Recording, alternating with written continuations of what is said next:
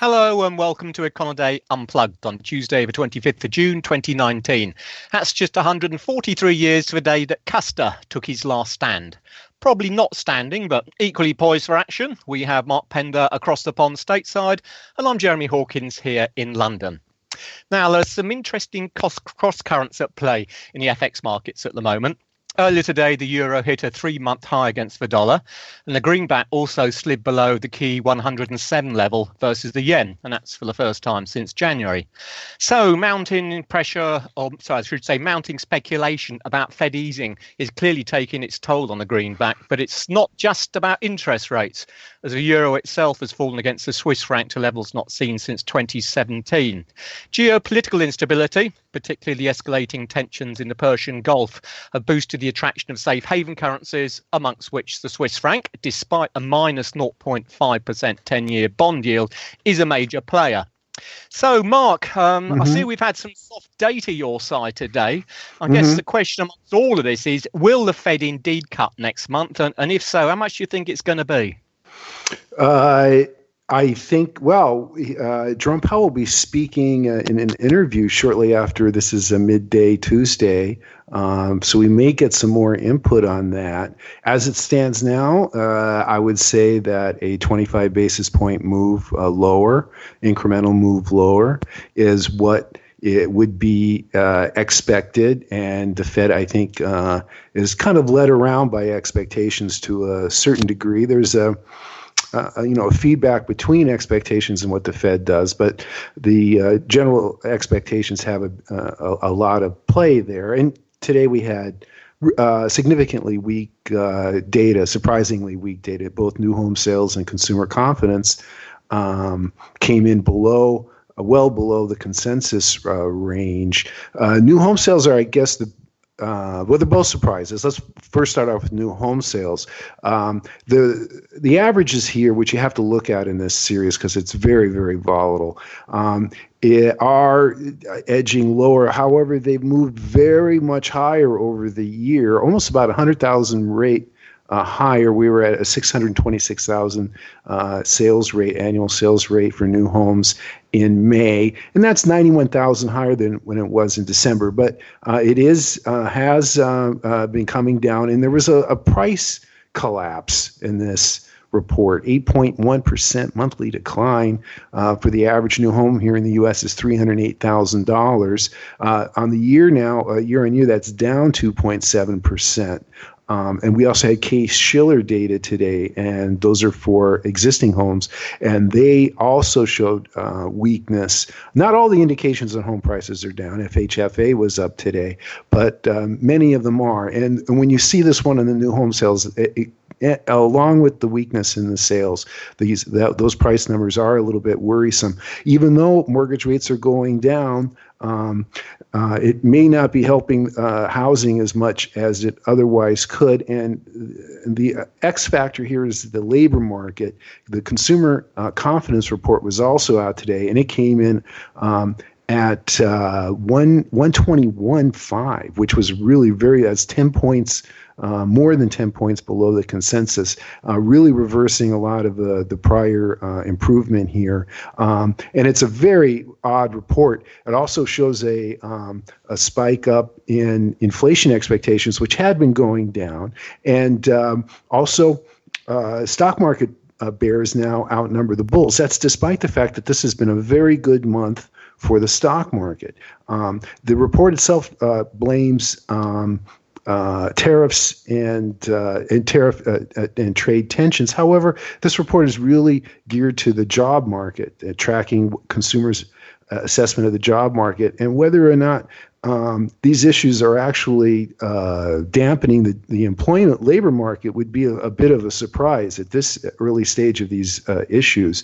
It is possible, but it seems like a little bit odd. It was still a kind of an alarming report. When you get these kinds of unexpected declines with wild readings inside them, it makes you wonder. Certainly, based on this report, forecasts for the June employment report following the very soft May report are going to be going down. Excuse me.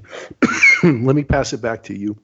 Jeremy. Okay, let me just phone from this. Can we try perhaps at least some signs of weakness domestically, US side now?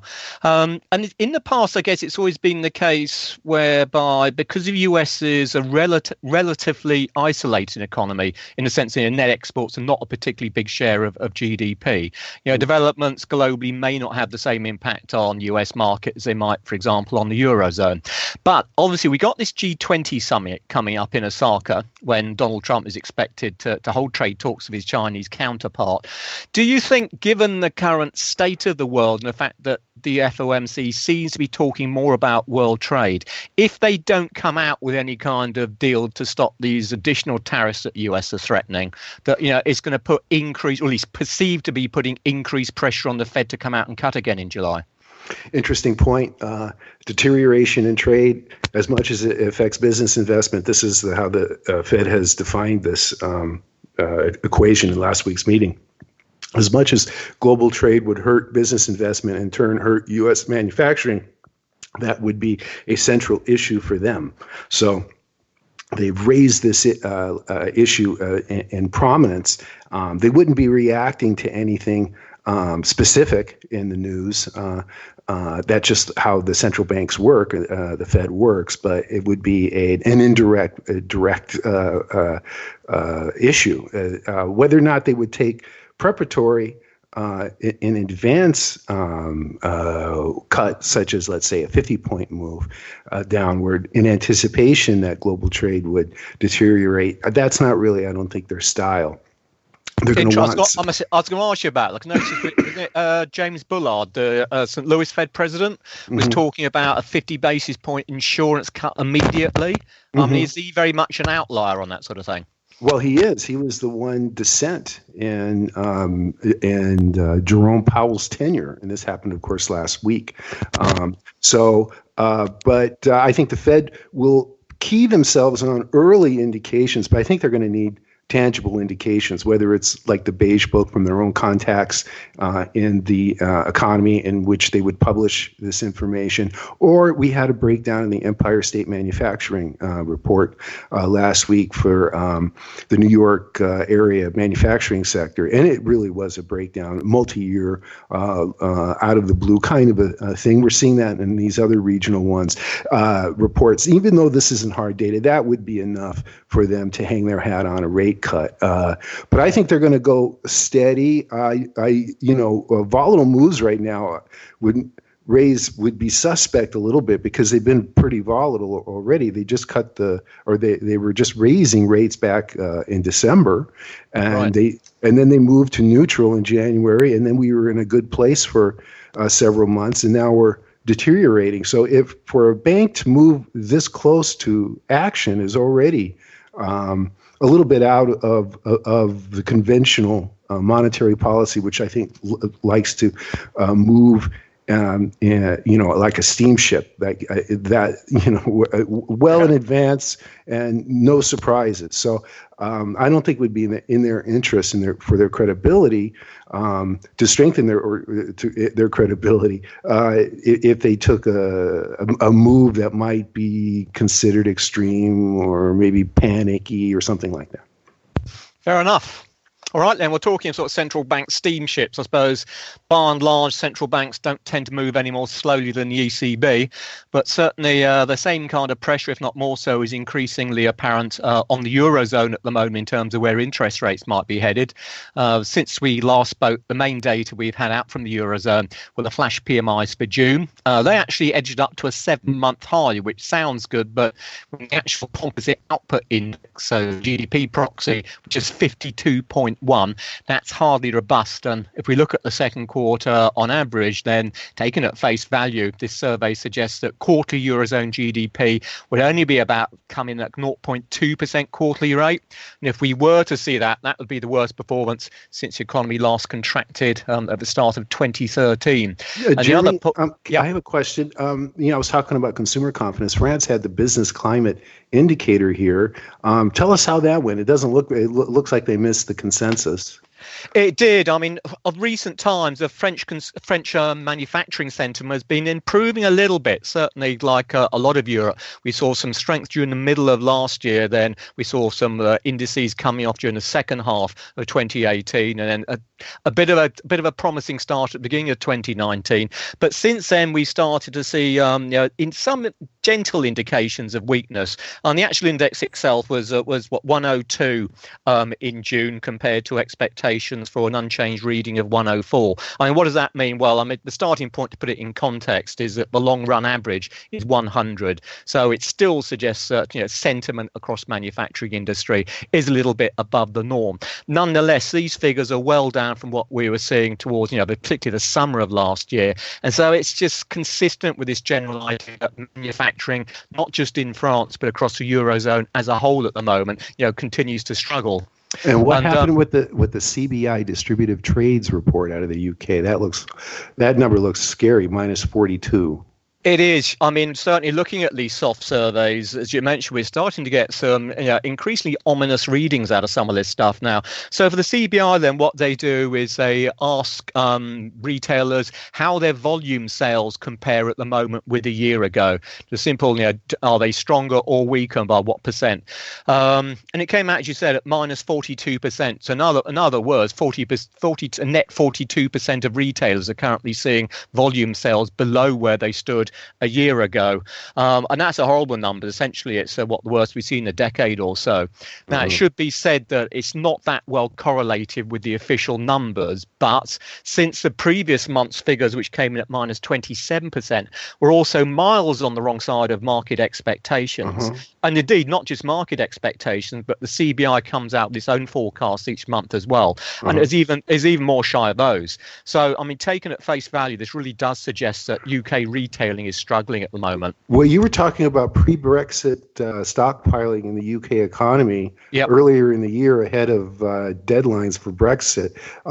Did the consumer also stockpile? Did you guys, your pantries, did they have extra canned goods? Not and really. Stuff like I must that? say, there were some interesting bits and pieces in the newspapers and some of the media things suggesting that, look, so and so is basically buying a bunker and filling it for free Bentos tins or something like that. But no, on the whole, I think the general the general situation for the UK consumer is one sort of sit back and see what goes on.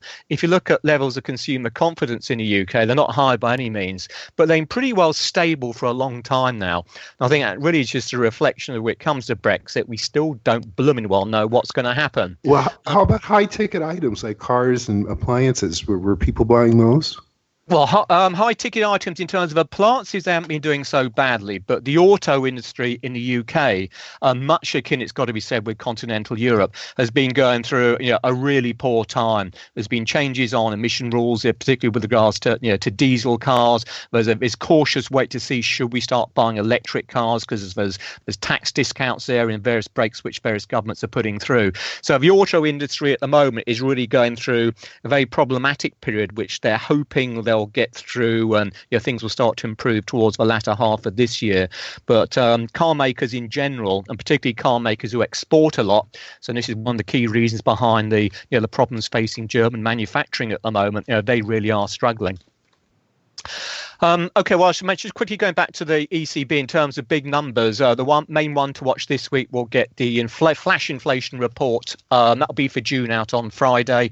This should be free of Easter distortions, which have messed up the monthly profile of late.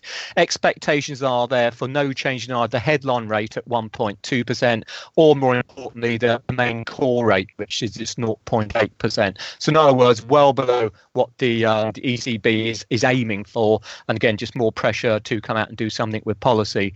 Just before Friday, on the Thursday, we'll get the German provisional CPI, and people will be watching that as a kind of leading indicator of what might happen on Friday itself. On one other point, one other indicator would point out this week is going to be the economic sentiment index. That's also out on Thursday from the Eurozone.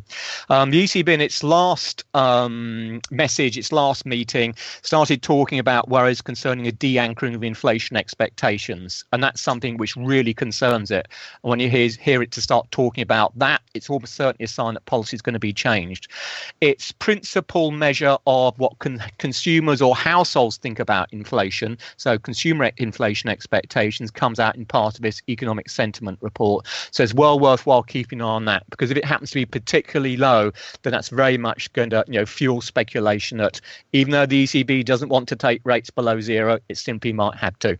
And speaking of unusually low, the U.S. gets core PCE prices on Friday, and the Econoday consensus is only a 0.1% monthly gain, which would be down from 0.2, an already weak gain in May's report. And then for June, the year-on-year is another tenth down, going in the wrong direction to 1.5%. So that would also put more weight on a rate cut for July.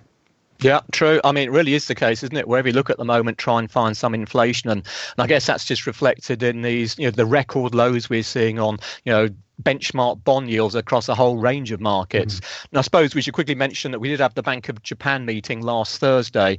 Now, there's no change in policy there, but they also intimated that they're becoming increasingly concerned about hitting their 2% inflation target. And then even as we speak, we've seen JGB yields at record lows of almost minus 0.2%. And bear in mind, of course, that as far as the BOJ is concerned, they target the 10-year benchmark at 0% within this sort of unofficial range of minus 0.2 to plus 0.2%. So we're already at the bottom end of that range, and it's going to raise a question as whether or not the BOJ is going to have to do something on the easing front as well. Lastly, and just quickly mention on the central banks, we'll get the RBNZ, the Kiwi Central Bank, on Wednesday. No change expected there in their cash rate. That was reduced to a record low of 1.5% just last month. But quite likely we're going to see increasing, wording in the text, which suggests that another cut may not be too far away. I think markets are starting to focus on perhaps August as a possible time for the next move. Okay, Mark, anything else we should be talking about? No, I got to run. I got to watch Powell. Oh, quite right. Nothing more interesting than that. Certainly not watching the cricket at the moment, which I won't raise since England aren't doing too well. Right, good. Well, not good, really. That's it for today, then. On behalf of Mark and myself, thanks very much for tuning in, as always, and we'll be back again next week. Bye for now. Econoday has provided value for the investment industry for over 25 years, amassing a comprehensive, machine-readable database of global market events. Our exceptional dataset consists of consensus, actual reported and revised numbers of economic events. Algorithmic trading firms, global banks, asset managers, hedge funds and AI technology firms are leveraging Econoday's unique historical dataset to fuel their proprietary trading models and support their research and compliance teams. Go to www.econoday.com and follow @Econoday on Twitter to learn more.